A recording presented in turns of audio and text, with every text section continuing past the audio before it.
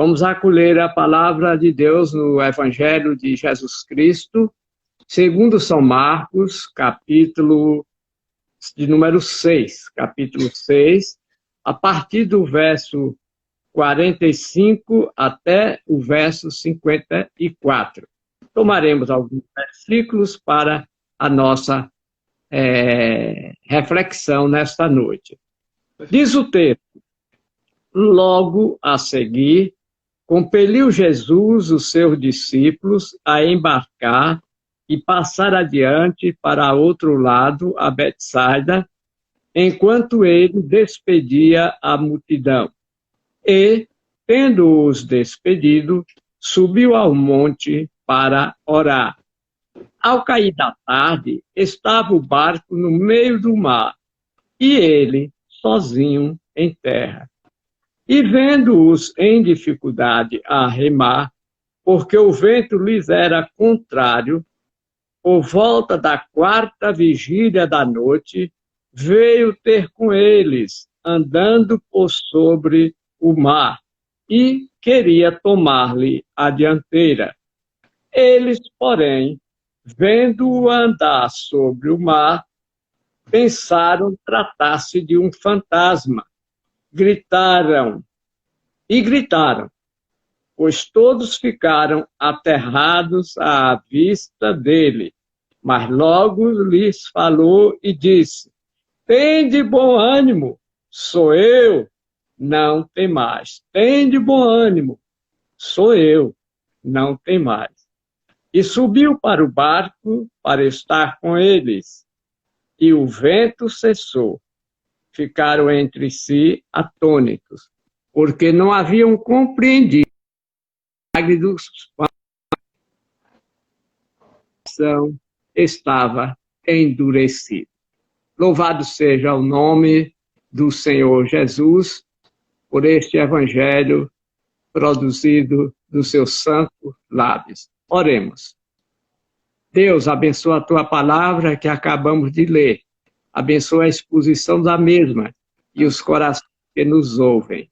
Em nome de Jesus, com o perdão dos nossos pecados. Amém. Amém. Queridos irmãos, queridas irmãs, Jesus tinha passado um dia cheio, um dia de lutas. Aliás, toda a vida de Jesus fora feita de lutas. Ele lutou. E muito.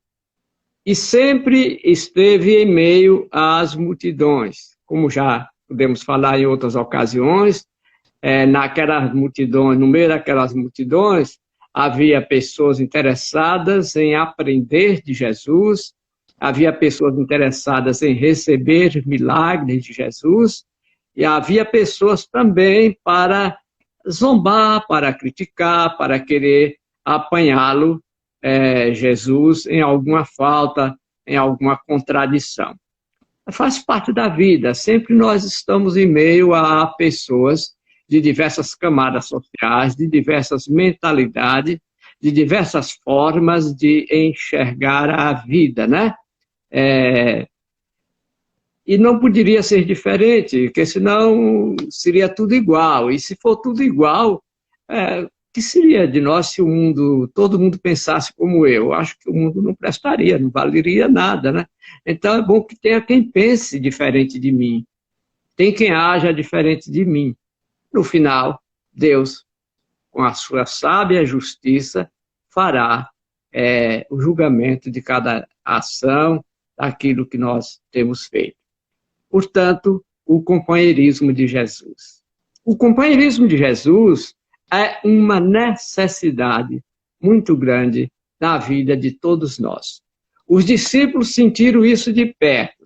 Se nós lermos antes do versículo 45 desse capítulo 6 de Marcos, nós vamos ver que Jesus esteve falando às multidões. E as multidões tinham começado a ouvi-lo logo cedo, pela análise do texto.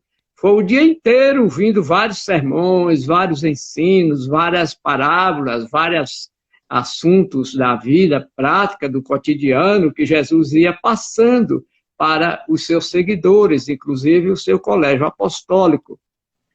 E há um momento em que eles, os apóstolos, se preocupam com as pessoas, porque já era tarde, o dia já estava declinando e o povo estava com fome. E os discípulos se preocupam e dizem, olha, mestre, despede esse povo para que eles saiam por aí e encontrem alguma coisa para comer, porque nós não temos dinheiro suficiente, nem como dar comida a este povo. E o texto diz que Jesus perguntou a eles, o que é que vocês têm aí? Eles disseram, nós temos 5 pães e 2 peixinhos. Há um evangelista que diz assim, então, disse Jesus, dá-lhe vós mesmo de comer. E o texto diz que Jesus fez assentar na relva, nas gramas, o povo em grupo de 50 em 50, de 100 em 100. Ou seja, organizou pequenos grupos para facilitar a distribuição do pão. Agradeceu, como era de costume, por aquele pão e aqueles 2 peixinhos, entregou aos discípulos, no cesto, aquela comida, e quanto mais Jesus dava, mais a comida rendia, e o povo comia, e o povo se alimentava. Finalmente, o texto conclui que sobraram 12 cestos de pedaços de pão e peixe, e todo mundo ficou farto. E aí, então, Jesus cumpre a sua missão social, de não deixar as pessoas com fome, de não deixar as pessoas desamparadas. E a Bíblia diz que Deus, que Jesus Cristo é o mesmo ontem, hoje e o será eternamente. Então, Jesus não quer ninguém passando fome, Jesus não quer ninguém doente, Jesus não quer ninguém com problema, mas é fato que a fome existe, é fato que os problemas existem, é fato que a doença existe. Existe porque estamos em um mundo que foi modificado pelo nosso próprio comportamento. Estamos em um mundo que é modificado a cada hora pela ganância dos governantes, pela ganância dos maus políticos. Eu tenho parentes políticos e eu sempre digo a eles, olha, eu não sei como vocês estão nessa coisa, porque eu conheço o comportamento de vocês e sei que, como cristãos, é difícil se manter na política. Eu falo da política brasileira, porque eu não conheço a política de outros países, sei também que há problema, mas a nossa há muito mais, porque ela foi gestada à luz da corrupção. É só a gente ver como foi o descobrimento do Brasil, como foi a colonização, e agora está até passando a novela aí, Mundo Novo, ou Novo Mundo, não sei, e a gente vê ali como é que a corrupção rola, as pessoas querendo trair o príncipe, despojá-lo e criar problema com a princesa, criar problema de todos os lados daquela novela tem, porque foi assim mesmo o Brasil, é um retrato do Brasil, o Brasil nasceu assim e continua do mesmo jeito, É só a gente acompanhar os noticiários que a gente vê que isso acontece.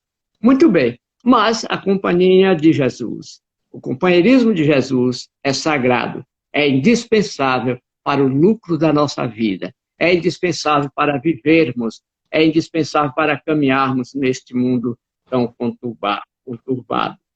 E aí, Jesus, depois daquele dia estafante, ele deixa os discípulos, pede que quer se isolar um pouco para a oração, ou seja, recarregar suas baterias, recarregar suas forças com a energia que vinha do alto, com a energia que vem de Deus. Aquilo que todos nós devemos fazer no momento de aflição entra no teu quarto, fecha a tua porta e ora ao teu Pai que te vê em secreto e te recompensará. Este foi o ensino de Jesus lá no começo do Evangelho de Mateus. E precisamos, portanto, dessa energia que vem do alto, que o Espírito Santo faz essa interligação entre Deus, Jesus Cristo e nós. Ele é, portanto, o condutor desse companheirismo sagrado de Jesus Cristo conosco. E aí, Jesus está sozinho em oração.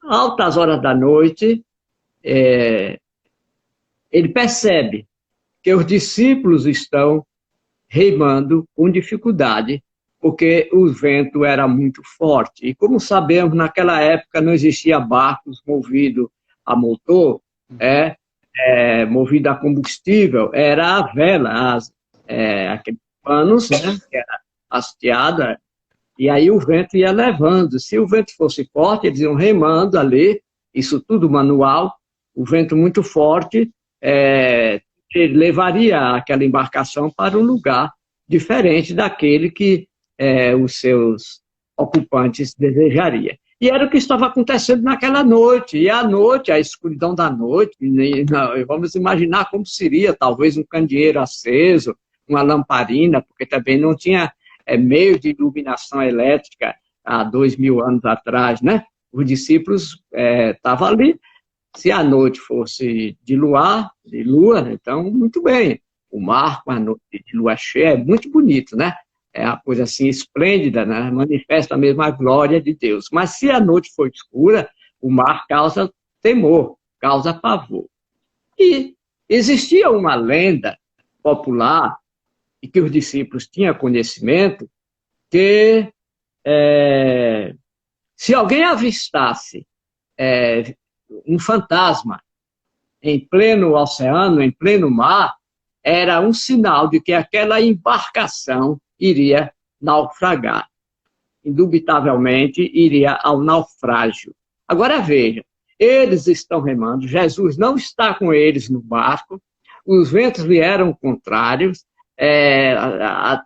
jogava a embarcação para um outro lado, e eles se lembram disso, desse fato. Pronto, então é essa noite. O mestre não está aqui, nós vamos morrer, vamos todos nos acabar, porque é um fantasma que vai nos apanhar. E quando olha, eis que vem um fantasma mesmo andando sobre as águas. Andando sobre as águas. E eles disseram, epa, é um fantasma. E gritaram de medo. E tiveram medo, vendo a dificuldade a remar, porque o vento lhes era o contrário. Por volta da 4ª vigília da noite, ou seja, altas horas da noite, veio ter com ele, andando por sobre o mar. Jesus andando por sobre o mar. E queria tomar-lhes a direção. Então, ainda, o fantasma ainda queria tomar a direção. Até que ele percebe. Eles percebem. Eles, porém, vendo andar sobre o mar, pensaram tratar-se de um fantasma e gritaram, pois todos ficaram aterrados à vista dele. Mas ele logo lhe falou, tende bom ânimo, sou eu, não temais, sou eu, companheiro de vocês, sou eu, amigo de vocês, sou eu, ajudador de vocês, sou eu que ando com vocês, sou eu que durmo com vocês, que como com vocês, que passo dificuldade com vocês, que choro com vocês, que me alegro com vocês, sou eu, Jesus, o Filho de Deus, sou eu que tenho poder de andar sobre as águas. E há um outro texto, que fala que quando Pedro viu Jesus andando sobre as águas, pediu, Senhor, manda que eu vá. E Pedro vai. E quando Pedro vai, ele começa a afundar. E aí pede socorro. Jesus, eita, homem de pouca fé. Eita, homem de pouca fé. Vem, Pedro, anda, Pedro. Porque naquele momento, o QI de Pedro desarmou, o psicológico de Pedro desarmou. Olha, peraí, eu estou andando sobre as águas, mas eu sou homem. Eu sou um ser humano. O ser humano é para andar sobre a terra e não sobre as águas. Eu não posso andar sobre as águas. E aí começou a afundar, porque faltou a fé, desarmou os mecanismos da fé, ou a intelectualidade que segurou a fé naquele momento para ele andar ao encontro de Jesus, mas não, esse texto não diz isso, é um outro texto que vai falar sobre isso, um outro evangelista que vai falar sobre isso. Neste momento aqui mesmo, o que está se tratando é de que eles tiveram medo, pensaram que era um fantasma, gritaram por socorro e Jesus os atende, dizendo: tende bom ânimo, sou eu, não temas. Subiu para o barco para estar com eles, e o vento cessou. Há um outro texto que disse: quem é este que até o vento e o mar lhe obedecem? E nós cantamos em nosso hinário, né, no CTP, Mestre, eis o mar se revolta, né? E aí há uma estrofe que diz: quem é esse que até o vento e o mar lhe obedece? Esse que até o vento e o mar lhe obedece tem um nome, é Jesus, é Jesus. Esse que até a morte lhe obedece tem um nome, é Jesus.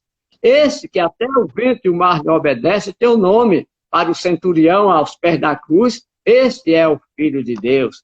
Para aquela mulher samaritana na beira do poço de Jacó, este é o homem que disse tudo da minha vida. E, enfim, Jesus tem sempre uma característica marcante que vai particularizando na vida de cada um de nós, na vida de cada um dos seus seguidores, na vida de cada um dos seus filhos. Na verdade, os discípulos, diz o texto, ainda não haviam compreendido aquilo que tinha acontecido durante o dia. À noite, eles ainda estavam meio incrédulos do que Jesus fez, aquele grande milagre, dar a mais de 5.000 pessoas alimentos com apenas 5 pães e 2 peixes. E se a gente fizer aqui uma conta, porque na época de Jesus não se contava as crianças e nem as mulheres, vamos supor aqui que tivesse uma mulher, esposa de algum homem, daqueles 5 homens, 5.000 homens, e tivesse um filho. Então aí você vai multiplicar por 3. Então você deve ter uma média de 15.000 pessoas, e não apenas de 5, mas muito mais do que 5.000 pessoas. E o peixe não faltou, e o pão não faltou, porque quando Cristo preside a mesa, quando Cristo celebra a Eucaristia das graças que rendemos pela salvação, do seu próprio corpo que nos é dado como alimento, do seu próprio sangue que nos é dado como bebida, a mesa é sempre farta. E o que Deus faz? Não faz pela metade. Não faz para um e deixa outro haver navios. Não. Ele faz para atender a todos, porque esta é a sua vontade, para que todos tenham vida e a tenham em abundância, disse Jesus Cristo no Evangelho de João. Eu vim para que todos tenham vida. Tende bom ânimo, sou eu, não tem mais. Estamos ainda vivendo essa maldição, como bem colocou o senhor reverendo Alex, dessa pandemia, e que não sabemos quando vai acabar. Ela vai e volta, os números oscilam toda hora, e a gente só Deus sabe quando isso vai passar. E quando passar, ainda teremos muita dificuldade para reorganizar a vida, né? Sair do zero. Há quanta gente que perdeu seus empregos, há quantos que fecharam suas empresas e não abrirão jamais. Isso é o que diz as associações comerciais, é o que diz os estudiosos economistas das fundações, como a Getúlio Vargas e outros. Mas um dia vai passar. E no meio dessa pandemia toda, nós precisamos de um companheiro. Nós precisamos de um colaborador. Nós precisamos de alguém que segure as nossas mãos. De alguém que possa dizer bem no nosso ouvido: não temas, isto vai passar. Não temas, eu estarei com vocês. Eis que eu estou convosco todos os dias até a consumação do século. Ide, portanto, pregai o evangelho a toda criatura. Quem crê e for batizado será salvo. Quem não crê, estará condenado. Então nós temos esse Deus presente, esse Deus confortante, esse Deus alegria, esse Deus esperança, esse Deus solução, esse Deus que é tudo em todos. Por isso podemos dizer: até aqui nos ajudou o Senhor. Ebenezer, até aqui nos acompanhou o Senhor. Ele, portanto, nessa noite, continue nos abençoando. Continue abençoando a todo o povo da Terceira Igreja. a todo o povo que está ligado neste culto, a todos os nossos companheiros e companheiras, e a todo o povo do nosso Brasil, e a todo o povo de Deus, espalhado em toda a face da terra, hoje e sempre. Amém e amém. Deus vos abençoe.